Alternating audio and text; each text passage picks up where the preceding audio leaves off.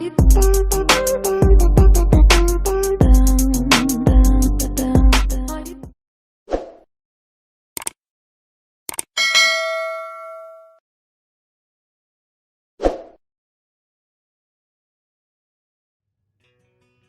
Hello guys, welcome to my YouTube channel. मेरा नाम अक्षय कुमार सरागी है और आप सभी का स्वागत है मेरे चैनल में एक बार फिर से। ये जो वीडियो मैं बना रहा हूँ, ये वीडियो उन लोगों के लिए है जो प्रिपेयर कर रहे हैं आईएमसी के लिए या किसी दूसरे मास कॉम के एग्ज़ाम के लिए।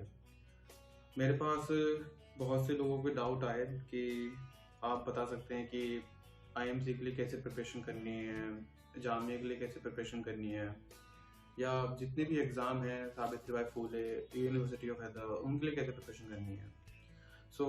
मैं ये अब जो वीडियोस आएंगी तो आने वाली वीडियो में मैं सब बताऊंगा कि क्या क्या पढ़ना है, कितना पढ़ना है, एडीपीआर के लिए क्या पढ़ना है, रेडियो एंड टेलीविज़न के लिए क्या पढ़ना है, बेसिकली ओवरऑल आईएमसी के लिए क्या पढ़ना है, जामिया के लिए क्या पढ़ना है, और सावित्रीबाई फूले के क्या पढ़ना है, जितने भी अलग अलग एग्ज़ाम हैं उनके लिए क्या पढ़ना है। लेकिन ये इस वीडियो में मैं बताऊंगा आपको कि स्ट्रेटेजी क्या होनी चाहिए। आज की वीडियो में मैं आपको एक ऐसी स्ट्रेटेजी बताऊंगा जिसने फॉलो कर ली तो उसका आईएमसी प्लस जितने भी एग्ज़ाम हैं, दिल्ली यूनिवर्सिटी का, यूनिवर्सिटी ऑफ हैदराबाद का, कोई भी एग्ज़ाम क्यों ना हो, सारे ऑब्जेक्टिव एग्ज़ाम क्लियर होंगे। प्लस जामिया की प्रिपरेशन भी कर रहे हो तो वो भी क्लियर होगा। सब्जेक्टिव पेपर आता है उसके लिए मैं अलग से वीडियो बनाऊंगा, अलग से बताऊंगा, सॉरी। लेकिन आईएमसी और जितने भी एग्ज़ाम हैं बाकी जो ऑब्जेक्टिव हैं, और इंडिया में सारे ऑब्जेक्टिव ही हैं एक्सेप्ट अभी जामिया के, तो वो क्लियर ज़रूर होंगे। आप इस वीडियो को एंड तक देखना और आपको पता लगेगा कि एक ऐसी स्ट्रेटेजी मैं बताऊँगा कि वो बहुत इम्पॉर्टेंट है। मतलब आपको सब बोलते रहेंगे कि ये पढ़ो, वो पढ़ो, हार्ड वर्क करो, मेहनत करो। अरे भैया नहीं है, स्मार्ट वर्क करो, आईएमसी भी निकलेगा, जामिया भी निकलेगा। हार्ड वर्क तो हर कोई कर रहा है। जितने बच्चे फॉर्म भरते हैं 80% उसमें हार्ड वर्क करते हैं, निकलता सिर्फ बहुत कम का है। क्यों निकलता है कम का? क्योंकि वो स्मार्ट वर्क करते हैं, वो चीज़ समझ जाते हैं कि सब कुछ नहीं पढ़ना होता, बहुत कम पढ़ना होता है, लेकिन जो पढ़ना होता है उसको बार बार रिवाइज करना होता है। यही फ़र्क है कि जो क्रैक कर लेता है और जो क्रैक नहीं कर पाता। यूपीएससी में भी आप अगर बात करेंगे, जो जिनका सिलेक्शन हुआ है, किसी से पूछ लीजिए आप, जो प्रीलिम देने आए थे वो खुद बताते हैं कि 100 में से हमको सिर्फ 20 क्वेश्चन आते थे, बाकी हमने 80 क्वेश्चन में रिस्क लिया है। नॉलेज तो सबकी बहुत है, जो यूपीएससी की तैयारी कर रहे हैं सब इतने ज़्यादा इंटेलिजेंट होते हैं, पर सबका क्यों नहीं निकल पाता? क्योंकि टेक्निक ऐसी होती है, टेक्निक फॉलो करते हैं बच्चे, स्ट्रेटजी फॉलो करते हैं। वो स्ट्रेटजी क्या होती है? वो स्ट्रेटजी ये होती है कि आपको पेपर देने का तरीका आता है, आपको पता है कि कहाँ मेहनत करनी है, आपको पता है कि सब कुछ नहीं पढ़ना, आपको पता है कि यार सब चीज़ के पीछे भागोगे कुछ भी नहीं मिलेगा, बहुत सिलेक्टिव पढ़ो।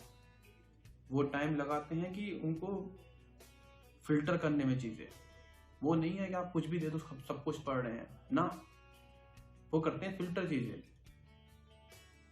पहले फिल्टर करेंगे फिर पढ़ेंगे। वो उनको पता है कि कम पढ़ो लेकिन ज़्यादा आउटपुट निकालो, ये इंटेलिजेंस होती है। लेकिन इतना पढ़ो इतना आउटपुट निकालो, बेकार चीज़ है ये, हर कोई ये कर रहा है। तो आप इतना पढ़िए, इतना आउटपुट निकालिए। वो कैसे निकालेंगे? वो प्रैक्टिस से आएगा।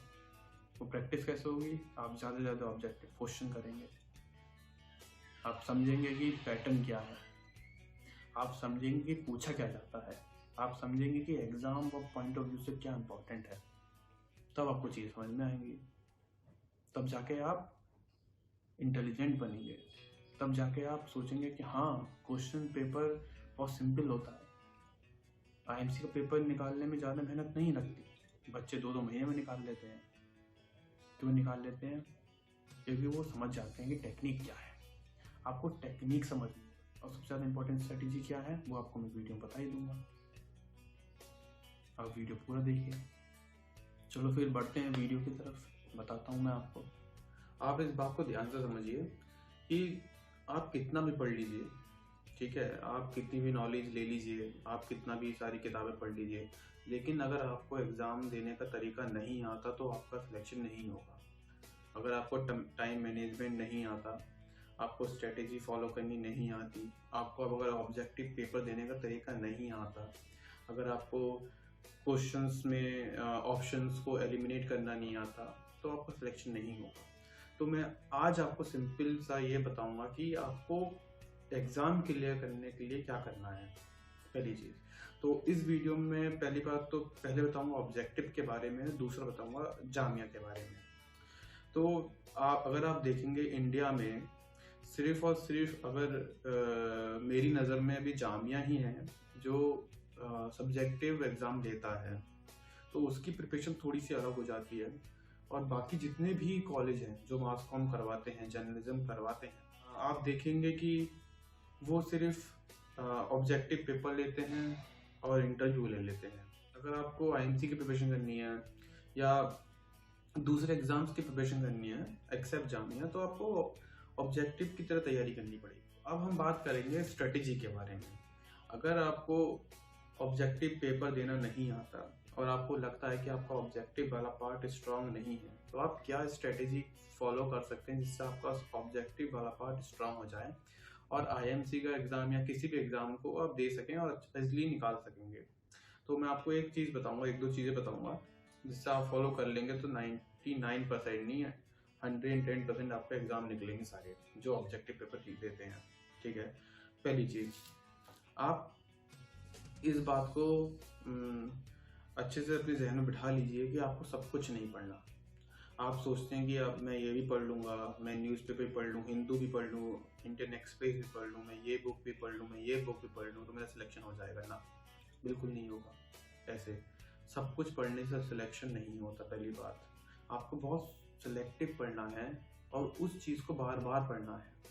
पहली चीज़, रिवीजन बहुत मैटर करता है। अगर आप सब कुछ पढ़ लीजिए और आप रिवीजन नहीं कर रहे तो आपका सिलेक्शन होने के चांसेस बहुत कम हो जाते हैं। लेकिन आप बहुत कम पढ़ रहे हैं, उसको बार बार रिवीजन करे जा रहे हैं, बार बार रिवीजन करे जा रहे हैं, तो आपके सिलेक्शन होने के चांसेस बहुत ज़्यादा बढ़ जाते हैं। आप इस बात को अच्छी समझिए। पहली चीज़ क्या होता है मैंने आपको कि सिलेक्टिव पढ़ो, और वो सिलेक्टिव कैसे पढ़ना है वो मैं आपको अगली वीडियो में बताऊँगा। ठीक है, दूसरी चीज़ होती है कि ऑब्जेक्टिव क्वेश्चन सॉल्व करो आप ज़्यादा से ज़्यादा। देखो, ऑब्जेक्टिव देने का तरीका ना सबको नहीं आता, और ये सबसे इम्पॉर्टेंट स्ट्रेटेजी होती है ऑब्जेक्टिव क्वेश्चंस सॉल्व करने की कि आप ऑप्शंस एलिमिनेट करो। आपको मैं गारंटी दे रहा हूँ कि अगर आपको जो यूपीएससी क्लियर भी करते हैं ना प्रीलिम्स, आप उनसे पूछेंगे ना, आप वो भी बताएंगे कि आप उनको 100 क्वेश्चन में से 20 क्वेश्चन आते होंगे तो जिसमें वो श्योर होंगे। बाकी जो 80 क्वेश्चंस हैं, ठीक है, उनमें वो इंटेलिजेंट गैसिंग करते हैं, ऑप्शन को एलिमिनेट करते हैं और रिस्क लेते हैं, और वही आपको सीखना है। अगर आप ऑब्जेक्टिव पेपर दे रहे हैं तो आपको ऑप्शन एलिमिनेट करना आना चाहिए, रिस्क लेना आना चाहिए। ठीक है, ये दो चीज़ें तो आपको आनी चाहिए।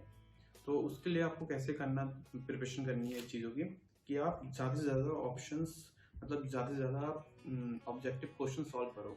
अब वो कैसे करेंगे, आप अमेज़ॉन पे डाल के देख लेना, जो जनरल नॉलेज की बुक आती हैं, दिशा पब्लिकेशन है एक, अमेज़ॉन पे या फ्लिपकार्ट पे होगी, मिलती है वहाँ पे, जहाँ से मैंने प्रिपरेशन की थी। प्रिपरेशन 3 मंथ्स की आती है, तो आप वहाँ से मंगा लेना और आप वहाँ से उसके पीछे शायद बहुत सारे क्वेश्चन दिए होते हैं, आप वो सॉल्व कर सकते हैं। तो दूसरी चीज़ मैंने आपको क्या बताया कि अभी आपको ज़्यादा से ज़्यादा क्वेश्चन सॉल्व करने हैं। आप जितने ज़्यादा क्वेश्चन सॉल्व करोगे आपकी उतनी ज़्यादा प्रैक्टिस बढ़ेगी ऑब्जेक्टिव क्वेश्चन करने में। पहली चीज़। दूसरी चीज़ सॉरी, और तीसरी चीज़ वो है सबसे इम्पॉर्टेंट, तीसरी चीज़ ये है जो स्ट्रेटेजी है, जो मैं आपको बताना चाह रहा था कि एक स्ट्रेटेजी आप फॉलो कर लीजिए तो आपका पक्का निकलेगा। वो ये है, आपको ऑप्शन एलिमिनेट करना आना चाहिए। फॉर एन एग्जाम्पल, आपको कोई ऐसा कोई क्वेश्चन दे दिया जिनमें आपको पता है कि 4 ऑप्शन दे रखे हैं और आपको पता है कि 2 ऑप्शंस ऐसे दे रखे हैं जो है ही नहीं, आपको पक्का पता है कि ये 2 ऑप्शन तो नहीं हो सकते, तो आपके सिर्फ 2 ऑप्शन बचे। आपको 2 ऑप्शन में से चूज करना है, ए या बी। फॉर एन एग्जाम्पल, ए सही होगा, बी सही होगा, आपको पता है कि सी और डी तो नहीं हो सकता। ठीक है, अब ए और बी में सॉल्व करने के दो तरीके हो सकते हैं। आप खुद देखिए कि दो तरीके हैं, ए और बी में से आपको एक चूज करना है, मतलब 50% पॉसिबिलिटी है कि आपका आंसर सही हो जाए। अगर आप इसी प्रोबेबिलिटी से या इसी पॉसिबिलिटी से आप पूरा क्वेश्चन पेपर सॉल्व कर देते हैं ना, तब भी आपके चांसेस हैं कि मान लीजिए आपने 100 क्वेश्चंस हैं और 100 में से नेगेटिव मार्किंग भी, अगर नेगेटिव मार्किंग भी है ना, तब भी आपके नंबर अच्छे आ जाएंगे। तो आप पॉसिबिलिटी या प्रोबेबिलिटी देखिए। तो तीसरी चीज सबसे इम्पोर्टेंट ये है कि अगर आप क्वेश्चंस को पढ़ने के बाद ऑप्शन एलिमिनेट करना सीख गए, ठीक है, अगर आपने दो ऑप्शन एलिमिनेट कर दिया, आप रिस्क लीजिए, ऑप्शंस टिक करिए और आपको वो क्वेश्चन अटेम्प्ट करना है किसी भी हालत में, आप उसमें रिस्क लेना। अगर आपको पता है कि दो ऑप्शन नहीं है और दो ऑप्शन में से एक होगा, आप तुक्का भी मार के आइए, आप गैस भी करिए, लेकिन वो क्वेश्चन छोड़ के मत आना, ठीक है। और कुछ क्वेश्चन ऐसे होते हैं कि आपको पता होता है कि यार इसमें से एक ऑप्शन तो नहीं है, ए बी सी डी, ठीक है, 4 ऑप्शन है, आपको पता है कि सी तो नहीं है, ए बी और डी में से एक ऑप्शन होगा, उसमें भी कुछ क्वेश्चन ऐसे, उसमें भी आप थोड़ा सा दिमाग लगाइए, थोड़ा सोचिए, तो आप एक ऑप्शन एलिमिनेट कर सकते हैं, ठीक है। और एक ऑप्शन अगर एलिमिनेट कर पाए आप, तो आपको फिर से वही ऑप्शन वही आ गया कि आपको दो में से एक चूज करना है, तो आप दो में से एक चूज करना है, तो आप आराम से कर सकते हैं। आप फिर वो पॉसिबिलिटी देखिए कि 50% पॉसिबिलिटी प्रोबेबिलिटी बहुत होती है, तो आप फिर से ऑप्शन लगाइए, फिर से उसमें रिस्क लीजिए। और अगर आपका सामने एक क्वेश्चन ऐसा आ भी गया कि आपको पता है कि 3 सही, इन तीनों में से एक होगा, एक नहीं है, तब भी आपके पास अप्रॉक्सीमेट 34% पॉसिबिलिटी है आंसर सही होने की, तब भी वो ज़्यादा है। आप एक दो क्वेश्चन ऐसे रिस्क ले सकते हैं उसमें भी, कि जिसमें आपके पास सिर्फ 34% पॉसिबिलिटी है, मतलब आप वो तीन ऑप्शंस बताएं कि ये तो हैं और एक नहीं है, तब भी आप उसमें अपने रिस्क ले सकते हैं। तो ये 3 चीज़ें अगर आप ध्यान में रख लिए, तो आपका 110% ऑब्जेक्टिव पेपर कोई सा भी कॉलेज का होगा, तो आप ये स्ट्रेटेजी ध्यान में रखिएगा, पक्का क्लियर होगा। और अगर हम दूसरी उसमें बात करें, अगर सब्जेक्टिव पेपर की आप तैयारी करें, अगर आप जामिया की तैयारी कर रहे हैं, तो सबसे ज़्यादा इंपॉर्टेंट होता है सब्जेक्टिव पेपर में आपकी राइटिंग स्किल्स।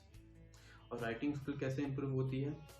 पहली चीज़ कि आप जब वीडियो देख रहे हैं, उसके अगले दिन से ही आपको 500 वर्ड्स रोज लिखने हैं।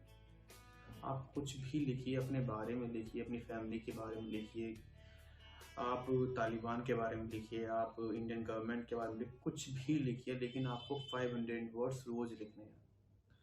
चाहे सुबह लिखिए, शाम लिखिए, रात लिखिए, कभी भी लिखिए, आपको 500 वर्ड्स रोज लिखने हैं। अगर आप 500 वर्ड्स रोज नहीं लिखेंगे, तो मैं आपको बता रहा हूँ कि हर किसी का जामिया नहीं होता, क्योंकि वो राइटिंग स्किल्स बहुत ज़्यादा एक्स्ट्रा ऑर्डिनरी मांगते हैं। तो आपको राइटिंग स्किल्स के ऊपर काम करना है, तो वो कैसे काम करना है कि आप कुछ लिखिए।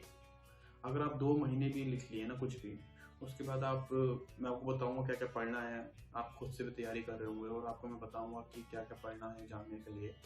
और अगर 2 महीने आप बस आप रोज लिखेंगे, आपको 2 महीने लिख लिए, उसके बाद आपके पास मतलब राइटिंग स्किल बहुत इंप्रूव हो जाएगा, ठीक है। तो आपको आदत हो जाएगी लिखने की, आपके हाथों को आदत हो जाएगी, आपके ब्रेन को आदत हो जाएगी कि ये लिखना कैसे है, आपको अच्छे अच्छे वर्ड्स यूज करना आ जाएगा। बस लिखिए, फिर 2 महीने बाद अगर फिर हम वो लिखवाएंगे आपसे जो एग्जाम में आता है। अभी बहुत टाइम है, अभी कोई टेंशन मत लीजिए, लेकिन कल से आप सभी वीडियो देख रहे हैं, आप लिखने की प्रैक्टिस करेंगे, कुछ भी लिखना मतलब, लेकिन 500 वर्ड्स लिखना। और आप जब लिखना स्टार्ट करेंगे ना, तो आपको खुद ही रियलाइज हो जाएगा कि आपकी राइटिंग स्किल बहुत इंप्रूव हो रही है, आपका टाइम मैनेजमेंट बहुत ज़्यादा इंप्रूव हो रहा है। जामिया का पेपर बहुत लेंदी आता है, उसमें अच्छे अच्छे वर्ड्स यूज़ करने होते हैं, आर्टिकल्स के वर्ड यूज़ करने होते हैं। अगर मास कॉम का पेपर दे रहे हैं तो बहुत क्रिएटिव होना पड़ता है। तो वो बात की बातें हैं, पहले आप लिखिए। सबसे मोस्ट इम्पॉर्टेंट काम यहाँ पे क्या, आपको लिखना आना चाहिए, आपकी स्पीड अच्छी होनी चाहिए, आपकी राइटिंग स्किल अच्छी होनी चाहिए। नॉलेज बात की बात है, अभी वो गेन कर लेंगे नॉलेज, तो अपने हाथों को आदत दे दीजिए कि वो लिखें बस, ठीक है, सब कुछ हो जाएगा पर आप लिखेंगे, ठीक है। और ऑब्जेक्टिव में 3 स्ट्रेटेजी बता दी हैं, आप उसको फॉलो करिए। कोई ऑप्शंस को एलिमिनेट करना सीखिए, ज़्यादा से ज़्यादा क्वेश्चन अटेंड करिए, कोई भी डाउट हो मुझसे पूछिए, कमेंट बॉक्स में बताइए, और ये आपका आईएमसी नहीं, सारा एग्ज़ाम क्लियर होगा। ऑब्जेक्टिव पेपर आप जो मैंने बताया आप वैसे करेंगे, ठीक है, वो सारे एग्ज़ाम क्लियर हो गया। मैं आपको बता रहा हूँ, मेरे सारे एग्ज़ाम क्लियर हुए हैं। BHU का क्लियर हुआ है, यूनिवर्सिटी ऑफ हैदराबाद का क्लियर हुआ है, यूनिवर्सिटी ऑफ दिल्ली का क्लियर हुआ, एक एग्ज़ाम नहीं बचा, सारे एग्ज़ाम क्लियर हुए। सारे एग्ज़ाम आपके भी क्लियर होंगे, लेकिन जो मैं बता रहा हूँ वो करिए, ठीक है। और अगर वीडियो पसंद आया तो लाइक कीजिए, मेरे चैनल को सब्सक्राइब कर लीजिए, क्योंकि अब जो वीडियो आएंगे, अब मैं सीरीज स्टार्ट कर चुका हूँ, ठीक है, how to prepare for the IMC and different examination, तो डिफरेंट मास कम्युनिकेशन एग्जामिनेशन, तो वीडियो आती रहेंगी। तो जिसको जब आएंगी तो आप सब्सक्राइब कर लीजिए, जिससे आपके पास नोटिफिकेशन पहुंच जाए, और शेयर करिए वीडियो। अगर आपका कोई फ्रेंड प्रिपेयर कर रहा है या फैमिली मेम्बर प्रिपेयर कर रहा है, तो उसको ये लिंक भेज के शेयर कीजिए। और अगर आपको लगता है कि कोई डाउट है, तो मैं अपना phone number plus Instagram ID, Gmail ID सब डिस्क्रिप्शन बॉक्स में दे दूँगा, तो वहाँ देखिए। सो गाइस, ये मेरा वीडियो छोटा रखूँगा मैं, और अगले हफ्ते फिर मिलता हूँ एक वीडियो के साथ। जो मैंने बताया प्लीज़ फॉलो करिए उसको। एंड अगर आप खुद देखेंगे अभी कि आप में बहुत इम्प्रूवमेंट आ गया, और अभी कोई टेंशन वाली बात नहीं है, कोई हैक्टिक मत लेना, कुछ टेंशन मत लेना। अभी 1 साल है, IMC तो लोगों का 2-2 महीने में क्लियर हो जाता है, और आप तो अभी सिर्फ प्रिपरेशन कर रहे हैं, तो आपका पक्का क्लियर होगा। चाहे ऑब्जेक्टिव और सब्जेक्टिव हो, मैं दोनों प्रिपरेशन करवा के ले जाऊँगा, बस पक्का क्लियर होगा। So guys, bye bye, goodbye, see you soon.